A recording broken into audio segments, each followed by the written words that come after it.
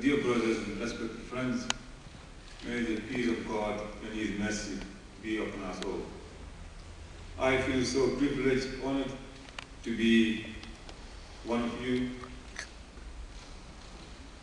to speak about forgiveness from an Islamic perspective. There are so many verses in the Quran that speaks about forgiveness. Likewise, we also do have some of the prophetic tradition, between hadith, that also speak about forgiveness. But I will just take two, since we have been asked only to spend not more than 3 hours, 3 minutes. We have one verse in the Quran, in chapter 42, verse 43, which reads the following. Of course, not as beautiful as Putin put it. He's a very nice colleague of mine who we work together as a colleague. أعوذ بالله من الشيطان الرجيم بسم الله الرحمن الرحيم وجزاء السيئة سيئة مثله فمن أفا وأصلح فأجره على الله إن الله لا يحب الظالمين. And it translates the following: recompense for an evil is an evil alike, but whoever forgives and makes reconciliation, his reward is with God. Verily God does not like the oppressor. And in the following verse, so it reads the following: سابقوا إلى مغفرة من ربكم. Here the Quran is asking us to race with one another towards forgiveness. In other words, forgiveness is not only an act for a Muslim to be doing wherever he is or she is, but it is also part of his deen, is part of the religion.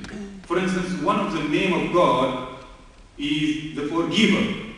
And we are asked repeatedly at the end of the Ramadan to be saying the following: Allahumma innaka afoon tuhibbul afwa fa'fu anna. Oh Lord, you are a forgiver and you love forgiveness, please forgive us. And if we look at the prophetic tradition, our beloved Prophet Muhammad, there is one incident that happened when he was in Mecca, that is in the early period of Islam. Whenever he used to pass, there used to be a lady, and she used to throw some rubbish on the beloved Prophet, and she used to curse the Prophet. And one day, while he was passing, Prophet Muhammad, he didn't see the lady, and he asked, what happened to the lady? And he was told that the lady is ill. So he went to pay a visit to the lady. Upon his arrival, the lady was in shock. What are you doing here? You are very lucky. I am ill, so if I wasn't ill, I would come and throw the stone and rubbish on you again. And Muhammad replied, no, I was told that you are ill, and it is my duty as a human being that to pay a visit to you. And the lady said, please do forgive me. He said, nothing, you haven't done anything wrong to be forgiven. You are part of me. And the other incident is when he was kicked out from Taif. Taif is in the outskirts of Mecca.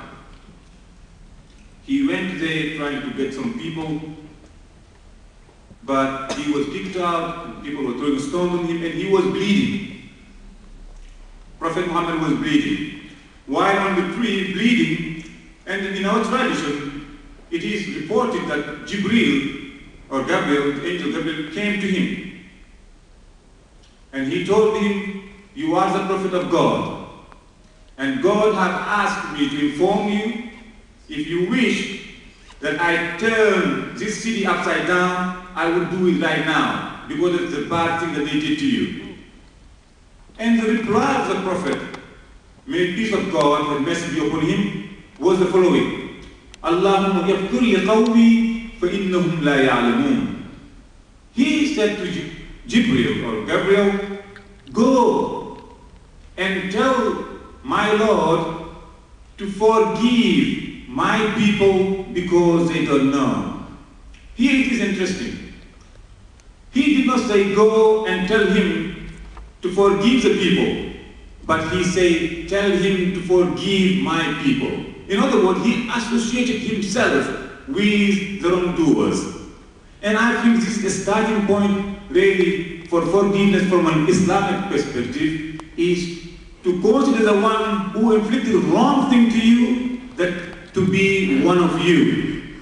He did it maybe deliberately or mistakenly, but he is part of you. He is created by God. You therefore forgive him, not for the sake of forgiveness, but you forgive him because of the sake of God, because one of the name of God is the forgiver. For in short, in Islam, we believe maybe you cannot or you might be unable to forget what have been done to you, as we discussed it early in the morning at Lancaster Gate. But we believe strongly as a Muslim that forgiveness is a key for everything. You might be able to forgive, not to forget. But once you put forgiveness first, then it opens the doors of everything. And I pray to the God, the one who created everything, the one who is the forgiver, the one who loves forgiveness, to forgive us all for the sake of him, for his love, to put love and mercy into our heart, so that we can look one another and we would desire for them the same thing that we would desire for ourselves. And that's what Quran said, you will never, لَن تَنَالُوا الْبِرَّ حَتَّى تُنْفِقُوا مِمَّا تُحِبُّونَ وَمَا تُنْفِقُوا مِنْ خَيْرٍ فَإِنَّ اللَّهَ بِهِ عَلِيمٌ. You will never reach the sweetness of piety until you will be ready to give and forgive what is most precious to you. May the peace of God and his mercy be upon us, and thanks a lot for listening.